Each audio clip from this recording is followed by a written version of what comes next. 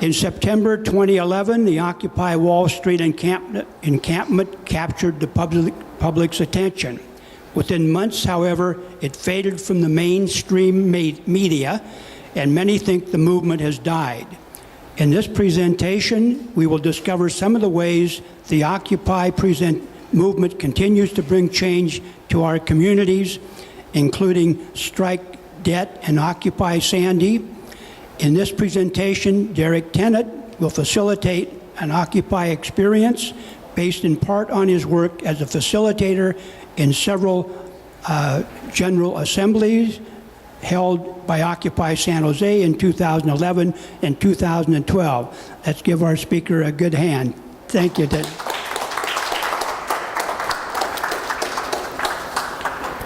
So thank you very much. Thank you for having me back. I was here in May of 2012 with my talk about In the Wake of Disaster, and glad to be back and with you all today.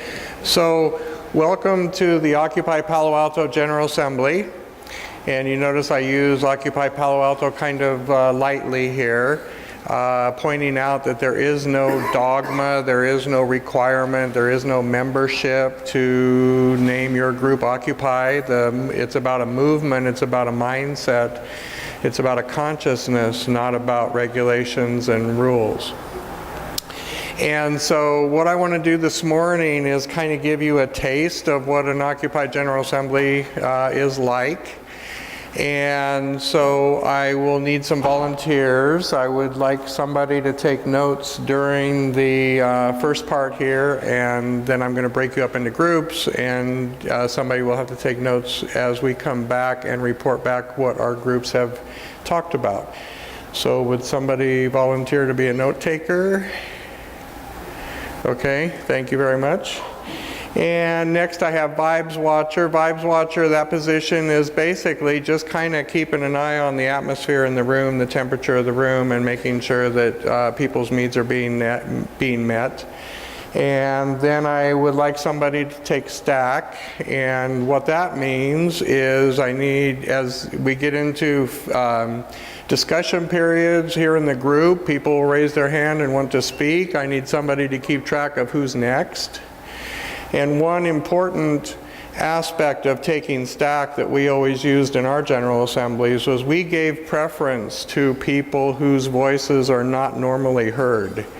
And so that tends to mean people of color speak first and women speak first. So whoever takes stack would keep that in mind and just point to me as a facilitator who gets to speak next. So can somebody volunteer to take stack? Very good, thank you, sir. I like your shirt, by the way. Okay, so on to the next bit. So Occupy Wall Street briefly refers to the 2 months in New York City between September 11th and November 15th when people were camping out in Zuccotti Park. And the point of the Occupy Wall Street was to occupy Wall Street, to try to draw attention to the fact that Wall Street and the financiers are the cause of many of the problems in our country today. This whole Occupy meme swept the world, and in our country, in the US, we had Occupy movements in dozens of cities. There was an Occupy Palo Alto, there was an Occupy Redwood City, there was an Occupy San Jose, Occupy Oakland. Occupy Oakland actually got lots of global press because of some of the actions that they were doing. But by November 15th of 2011, the police had come in and broken up the park. And so, and that was the beginning of a series of coordinated, we now know they were coordinated, we didn't know it at the time, but coordinated responses across the country to shut down the Occupy encampments. And Occupy was based around the idea that there are public spaces that are no longer public, such as parks and the areas in front of City Hall. And Occupy Wall Street and the Occupy encampments were trying to take back those public spaces and return them to public use. And that energy continues, the energy of trying to take back our commons.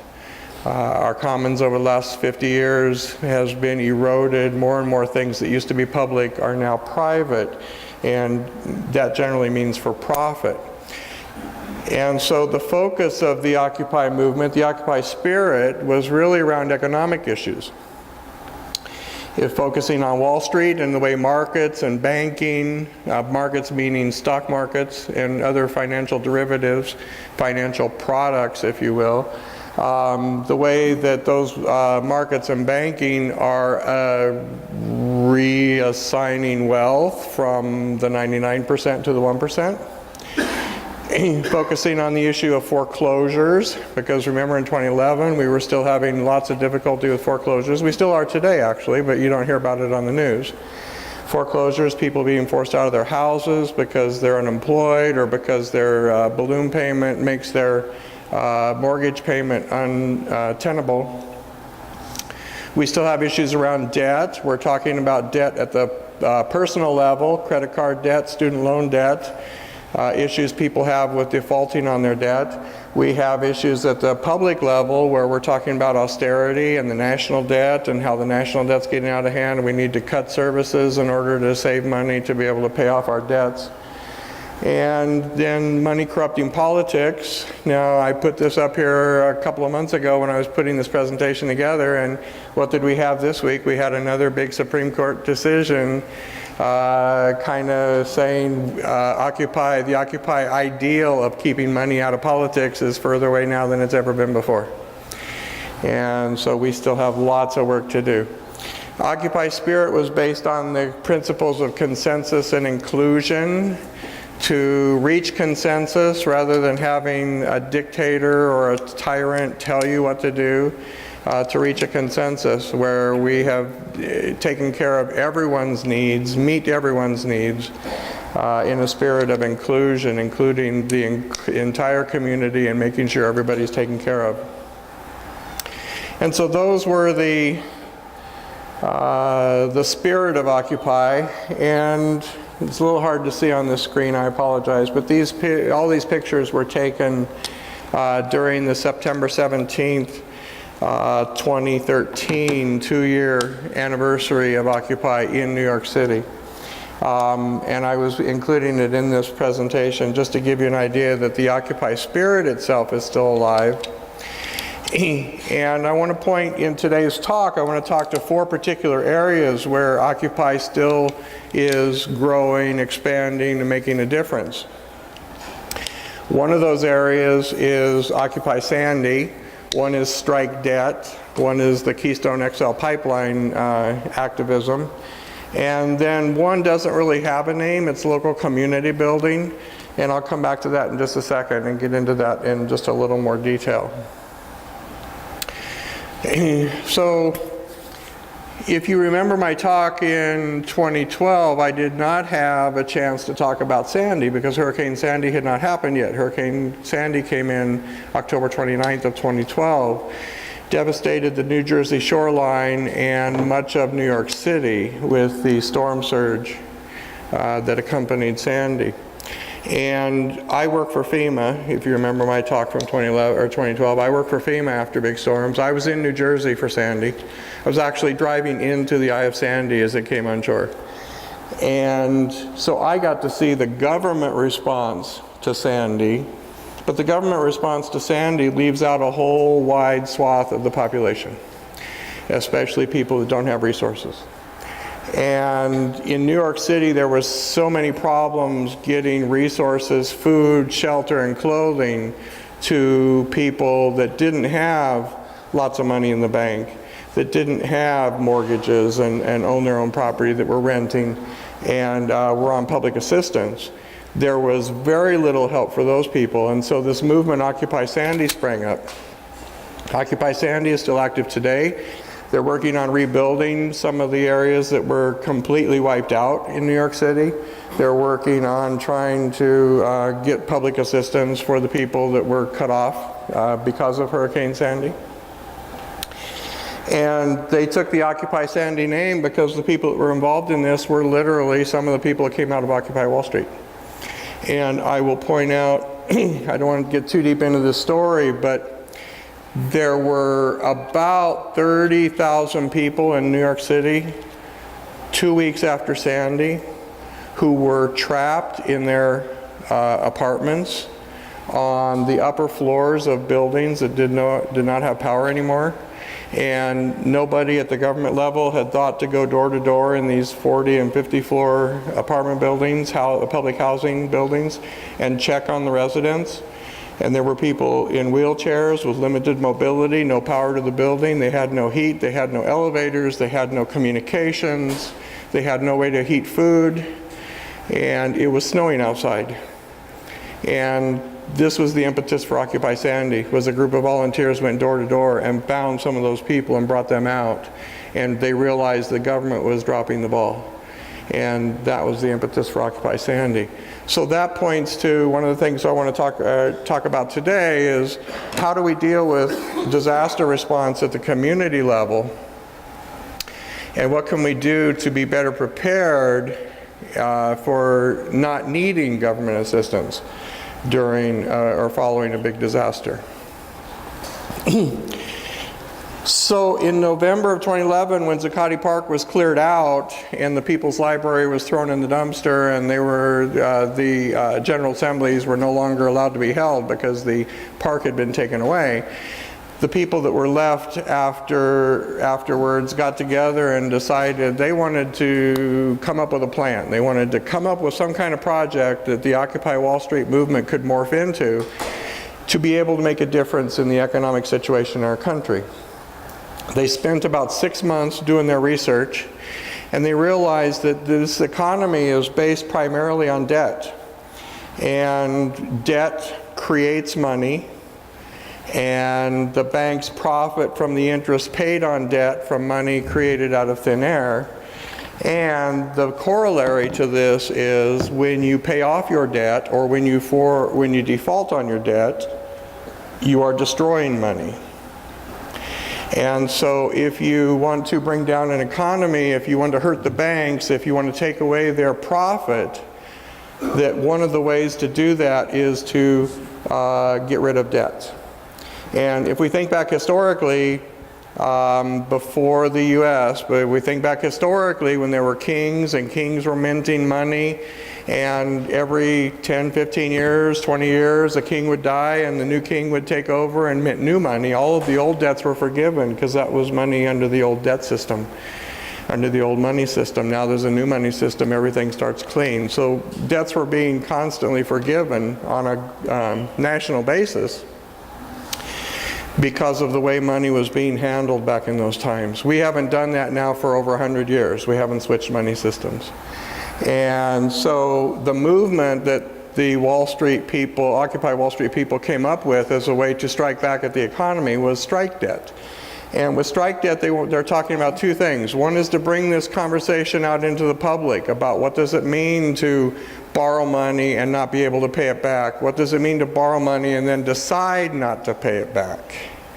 What does it mean to start talking about our finances among our friends and neighbors rather than feeling the shame that comes with not being able to make that payment and not feeling like we can talk about it? Because everybody goes through economic difficulties. But our culture is such that we aren't allowed to talk about it. Another aspect of the debt situation is the way debt collectors act. And we've all heard the stories about people being hounded by debt collectors and called at work and things like that. So Strike Debt came up with this idea. They were going to collect some donations.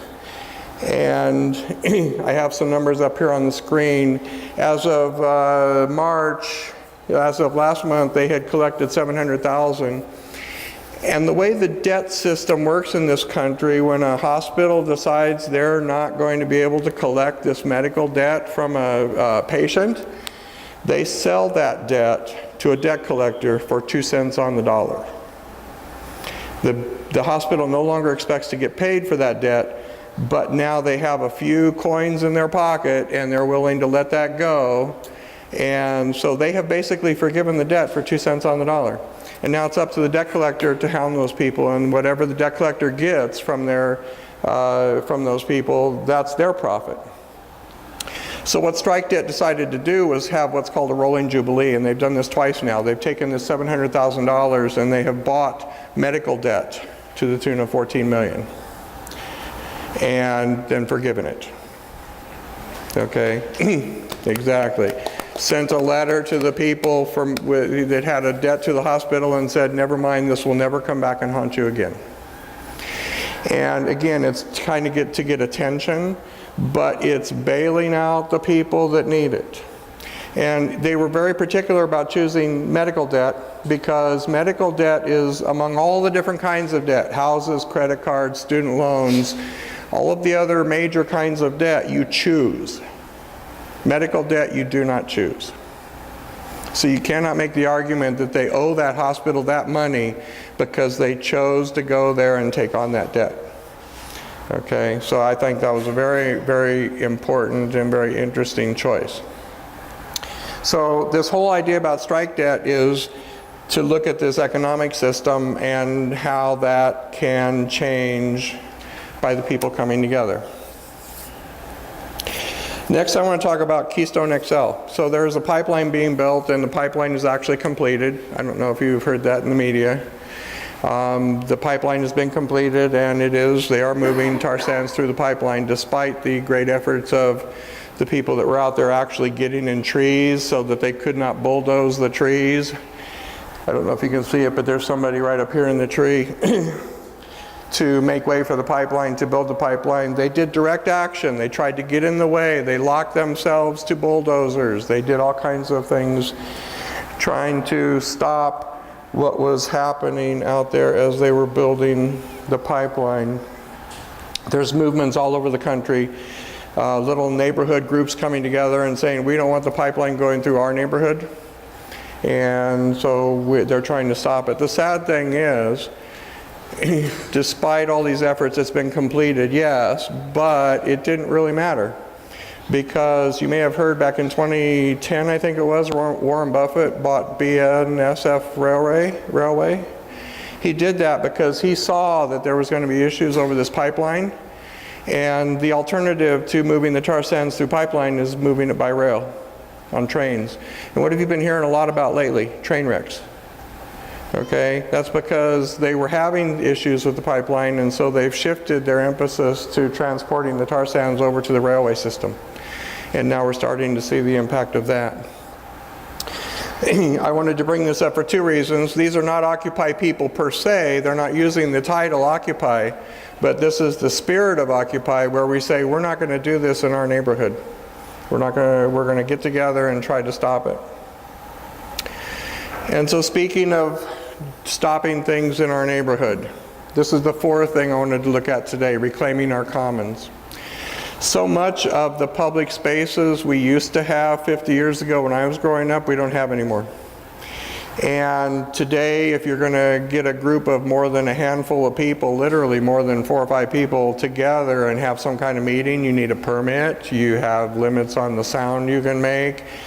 You have limits on where you can be. You can't just gather in front of City Hall anymore and have a rally. You have to, the police will come in and shut it down. And so we've lost our freedom of speech because we've allowed the system to take over the common spaces and keep us out. This is especially apparent when you look at the people who are unhoused. And this is something I know, and is anybody here part of the Stop the Ban here in Palo Alto? Did I see a hand in the back? Can I get is the microphone ready for comments? Hold on a second, just...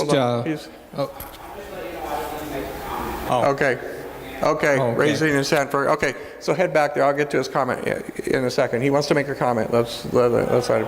He said he did not want to make a comment. Sorry, I misunderstood. Okay, Yeah. Stop the ban. So there was, and I apologize, I do taxes for a living, and so I have been off the radar for the last 3 months. This is my first day off since February 2nd. And I took this day off specifically to be here, so that shows you how much I want to be here. Stop the Ban was a movement or there was going to be a law preventing people from sleeping in their cars. And I just want to question the whole idea that people can't sleep in their cars. Are you kidding me? The fact that we expect people to have a particular situation in order to sleep, that they have to be able to pay rent, or they have to be able to buy a house, or they have to be able to pay for a motel room in order to sleep. Personally, that just grates at me. I just wish we would more broaden our concept of what is a safe space. Where are our safe spaces today? If you feel like you're being threatened, where would you go? What safe space do you fall back on? We look at what's happened to our politics. Again, the money in the politics is one part of it, a big part of it. But do you really feel like your needs and your demands are being met by the government? How can we start to relocalize our government, come back and deal with the issues that pertain to our neighborhood, not necessarily the global situation? Reclaim justice. So the police have been extremely militarized because of this war on terror that doesn't seem to be finding any terrorists. But it does seem to be oppressing the people really badly. Did you hear about in 2012 in Arkansas, the young black man who was handcuffed in the back seat of the police car and still managed to A, find a gun, and B, shoot himself in the head twice, and it was deemed a suicide? So how would we have an investigation to look into that? Because counting on the police to investigate themselves is not going to happen. And so how do we learn how to do people's investigations and hold the authorities accountable in situations that are obviously unjust? Reclaiming education. If there's teachers in the room, they're likely not too happy with the whole test regime that has come in. I saw something recently about urging parents to opt out of the testing for their children. I'm starting to run behind, so I'm going to try to speed this up just a little bit. This is a poster, an actual flyer for a group called Long Island Food Not Bombs. Long Island Food Not Bombs puts out a manual to help with people starting their own program in their own neighborhood. They started out 7 years ago doing one lunch per week, donated food. They go around to the different restaurants and the different grocery stores and collect food that's going to be disposed of, thrown away because it's expired or whatever. They serve only vegetarian meals. They serve them for free. And today they are serving 2 meals a day, every day of the week, in different neighborhoods around New York City. And it's all done by volunteers. Nobody's getting paid. Not a single person is getting paid. They're doing this as a volunteer. They're serving vegetarian meals for free to hundreds of people a day. And this kind of thing can happen. It can happen. It takes will. It takes people talking about it. It takes people caring about their community enough to come together and do these kind of things. So part 2 of the presentation, we're going to do a breakout session. I've touched very briefly on 4 different topics: Occupy Sandy, strike debt, the Keystone XL, and other active protest mechanisms. And I think the key there is the active protest bit, the chaining yourself to the bulldozer so the bulldozer can't be moved, as a way of preventing something from happening, and reclaiming our commons and other local initiatives. What I'd like to do is, let's have Occupy Sandy up here, let's have strike debt in the back, let's have Keystone over here, and let's have commons up here. And we're going to take 15 minutes, just kind of get in, pick whichever group you want. I'll get to you in just a second. Pick whichever group you want, get together and talk about this particular issue that catches your fancy, catches your attention. Arthur Jackson, I'd just like to comment. I think there's some feeling that Occupy is an alternative to armed rebellion. And to my mind, what we're seeing, everything you've talked about, indicates this nation has moved to a unacceptable level. And when that happens, some people feel violence is the only answer. And it seems to me Occupy is an alternative and deserves the support of everybody who'd prefer not to go through an armed rebellion. I understand. I appreciate that comment. And I do think it's important to point out, yes, none of this is considered to be violent. And this is why I think the active protest is such an interesting discussion, because there are ways to be active, there are ways to get in the way, there are ways to occupy space in such a way that's not violent, but it's very effective. And thank you for pointing out that, you know, everything we've been talking about here is not about armed rebellion. Yes, some people think violence is the only way to do things, to bring things down, but there is a fine line between violence and active.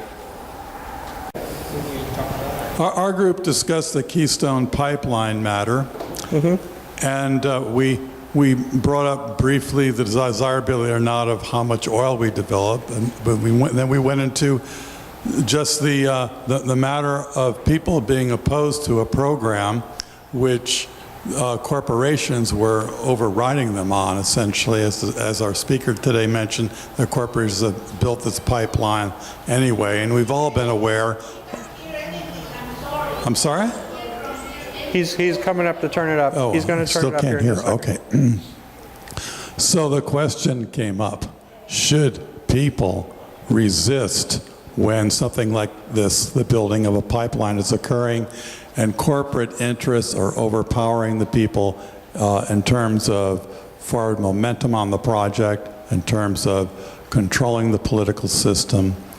And we saw our matter as being one that particularly embraced the question of active resistance and not just passive resistance, active resistance being the opposition to the properties involved, camping in trees, tying yourself to tractors, or maybe other things.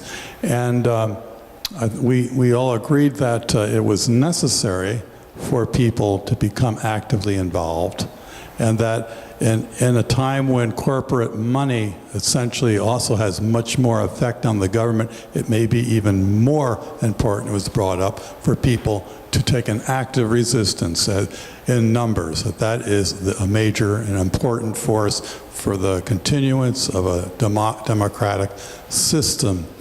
And it came up that it is not very inviting for one to risk one's freedom and criminal history by participating in this, but may be necessary, and that the best efforts might be conduced by there being less legal retaliation to people, that we would push for laws that are not severe to people, and that numbers are very important in this, so that the stigma that might be associated with just a few people becoming arrested would be removed the more that become arrested. But it was basically thought that more people need to become actively involved in resisting. So when you're in a group and applause is inappropriate because it's too loud, this is what we do. Okay, this is applause. Okay. And yeah, so thank you for that. Consensus that active resistance is necessary, and I like that you point to the fact that when only a few people do it, there's a stigma attached. When more people do it, the stigma is lessened. We talk about that with the debt issue as well. Next table, please. Yeah, we formed our own group. We were Group 5, and we talked about environmental issues. You didn't follow instructions? Yeah, we're like South Carolina was. That's fine. I was being seceding from sarcastic. the Confederacy. So we talked about environmental issues. Talked about overpopulation. Talked about single-payer health care. That we were kind of disappointed that maybe Obama should have gone for single-payer, and was thinking about ways we could get single-payer, which would eliminate the medical debt stuff that you talked about. We talked about ways to reduce the population. Ideas like having custom printed condoms printed up, and pass them out at high schools and getting into the news, passing out condoms with birth control messages on them to Christian high schools, and making the point that they have a higher pregnancy rate than liberal Secular public high schools do. And as a way of fighting climate change, because climate change is basically a population problem primarily. And we talked about, we have a communist woman here, technically a woman from a communist country who lived under communism, who's now here because she doesn't like communism anymore. I'm sorry, I'm going to interrupt right here. Can you hand her the microphone? I would like to hear from a voice that is not normally... in this group, though, women speak as have the same rights as men, and regardless of nationality, and that if she wants to speak, that's fine. But they all pointed at me and says you're doing it, So, I'm more than happy to let anybody else speak. But anyhow, I'm also not trying to silence you, but let's. I'm done. So okay, very good. And we've had 2 men so far, so I do not want a 3rd man speaking at this next table.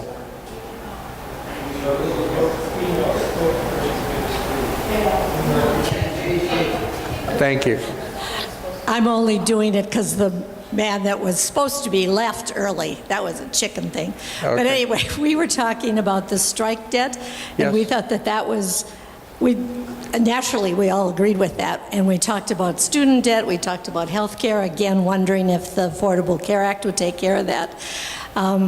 What else did I write down? Oh, we also talked about the Taft-Hartley Act, and that if that was passed again, if they took that away, Did you come up with some idea that hadn't been mentioned so far in the presentation that you would like to get out to the group and have everybody consider? Well, then we had some people from Argentina, so I'll let you hear what they said. That was interesting. And what else? Well, what they mentioned is that they don't have a lot of debt because they're paid, their schooling is paid for, their health care is paid for. We didn't get time to get into taxes, what that talks to. But obviously, there's other countries out there. I don't know how well Argentina is functioning, but they have struck away the debt. Yes, thank you for pointing out that there are alternatives. Yeah. It doesn't have to be this one particular way. Okay, let's come on up to this group. Who's the spokesperson? No one else wanted the job. Oh, okay. So we were talking about taking back the public square. I'm sorry? Yeah, why don't you Yeah. turn around and speak to them, yeah. Okay, we were talking about taking control of the public The commons. The commons, that was it. And we kind of settled on the issue of the ban on sleeping in cars. And someone pointed out that a lot of the problem there is people urinating in the streets and so on. And after some discussion, most of us don't know where any public restrooms are in Mountain View. And I suspect they're all paid restrooms anyway, which is kind of ridiculous. And it's something that, first of all, we shouldn't be banning people sleeping in cars. And second, we should have more public restrooms. I can see where people don't want them next to their house, but you need them in town. And we talked about what to do, and there was some talk about maybe a mass demonstration.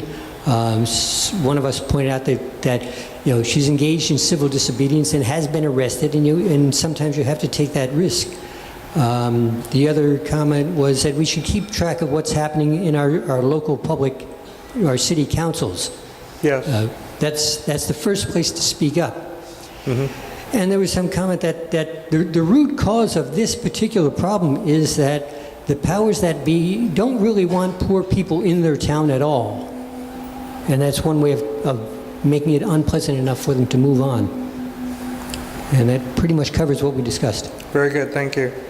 And it's sad in my work with FEMA, I have gone to city council meetings where the option of bringing in mobile homes, trailers for the people who have been displaced by storm surges, the option has been put on the table that FEMA would pay for trailers to come in, and city council people have said on the public record, we don't want those kind of people in our town. And so it's that kind of attitude that we're fighting against. So, Thank you. Yes, one more hand, one more comment. Well, the table reminded me, we also talked, somebody suggested if you use credit unions, that's a way to, yeah, not the banks. That's a way to Yes, strike back not at the banks. Not the banks. Yeah. If I can just take 30 seconds to get off topic here, please stop using debit cards and credit cards. Use cash. And the reason I say that is because banks live off of the fees. They're sucking you dry. They're sucking your neighborhood dry by taking your money and fees out of your neighborhood. If you use cash, the merchant does not have to pay the 3 to 5% convenience fee that the bank charges on every transaction. What about And checks? so, checks, I don't know what the convenience fee, if any, there is on that, but that might be a better alternative than plastic. That would be a good question. Do they charge a convenience fee for that? Obviously, if you pay with cash, there is no convenience fee. So he's going to bring the microphone. Yeah. All right, one of the things that I suggested, I was in a demonstration and I did get arrested, but the thing is, we had the newspaper man and the photographer there, and the trains that were the problem didn't know that. And so everything was documented, and it was put in the New York Times, and that meant that they couldn't get away with it. So you have to make sure that whatever you're demonstrating, it has to be covered by the newspapers. And how many of us now carry around a camera in our pocket? Yep. We need to get better about whipping it out. So trying to wrap it up, I did see one more hand back here. Was there one more hand, one more comment that wanted to be made? Okay, so then just in kind of closing, by the way, there was a train derailment in West Virginia, and the water for 300,000 people was cut off.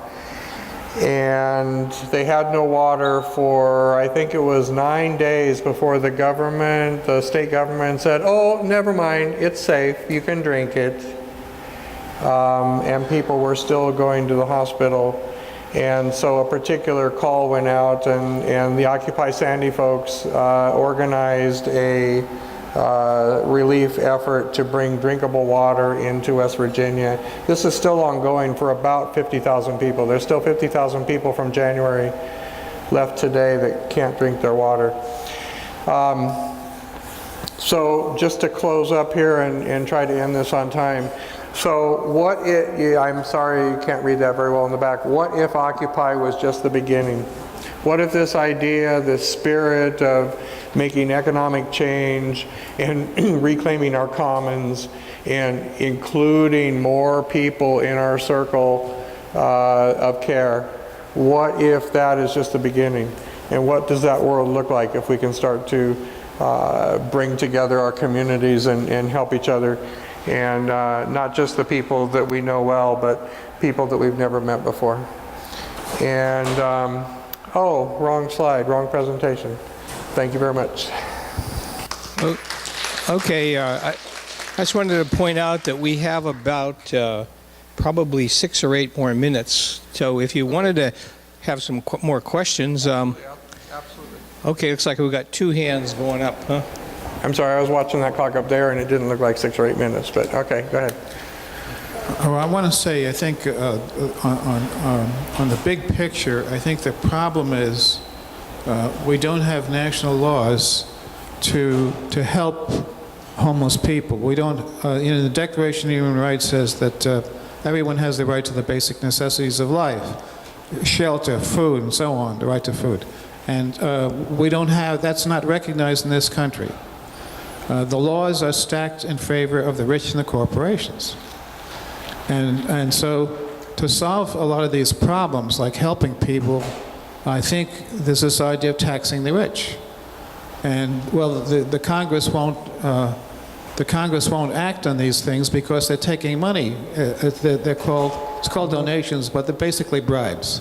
Exactly. And so I think maybe the Constitution has to be changed, And it used to be that the highest tax rate was 91%, now dropped to 70%, 50%, now it's about 35%. So we're not taxing the rich. So I think by taxing the rich, you could help solve a lot of these problems to help poor people. Thank you. Just hand the mic over to them. This will be the last. I didn't realize that they were almost done, so this will be the last one. Okay. First, thank you for what you are doing, and your main value of Occupy movement, as I see it, is that you demonstrated that this self-organization can be successful and can create a viable and effective organization. But what I think, and I am wondering about your thoughts about this, what I think as a weakness of this movement, that you focus more on symptoms, which are, yes, they are real, they are painful, they hurt people, but they are not building your strategy on solving really the root causes, the big issues, and that actually generate all the symptoms. And one of what I want to bring to your attention was that there was already so-called economic Bill of Rights, which was suggested by Franklin Roosevelt during the World War II. Yes. That was a very difficult time for the country, as you can imagine. And this economic Bill of Rights, it addresses practically all these issues that we are talking about here. And it was largely forgotten. And so what do you think about like reviving and reintroducing this economic Bill of Rights into the modern political agenda and organize the movement around this? So I appreciate what you say, which is that this is all focused, all of these things are focused on symptoms and not the root causes. And so there's a couple things I want to say very briefly. One is that's absolutely true. It's focused on symptoms, not root causes. What happens when we start talking about the root causes? What happens when we start talking about capitalism and calling capitalism out as being the source of these problems? We can easily, we are having public conversations today about human extinction as a possibility, but we are not having conversations about capitalism ending. Okay, so we're not looking, we're calling out a symptom, human extinction. We're not looking at the root, what's causing that, the need for profit, okay, and the way our money is created. And so these are all, yes, we're attacking symptoms, but we have to bring the symptoms to the public awareness and talk about solutions and why this is a problem in order to get people to start to have the conversation about how do we change the root. And so I will take that as a chance to use to plug my book. It's called We Are All on Flight 93. If you think about Flight 93, September 11th, 2001, Flight 93 was the one that the myth says was brought down by the passengers who were trying to storm the cabin, storm the cockpit. And the point, the reason I use this as the title for my book, I'm talking here about active resistance. Talking here about active resistance to this system and getting to the root of the problem, not dealing with the symptoms. The reason I use that as a metaphor is because those people got on that plane and they realized they were headed towards extinction and they did not want to go quietly. And I think that's the point of active resistance is we are all on Flight 93. We see that tower coming ahead and the only way we stop this plane is by doing something drastic. And that's the point that I want to leave you with today. Thank you. Okay, let's give our speaker a good hand.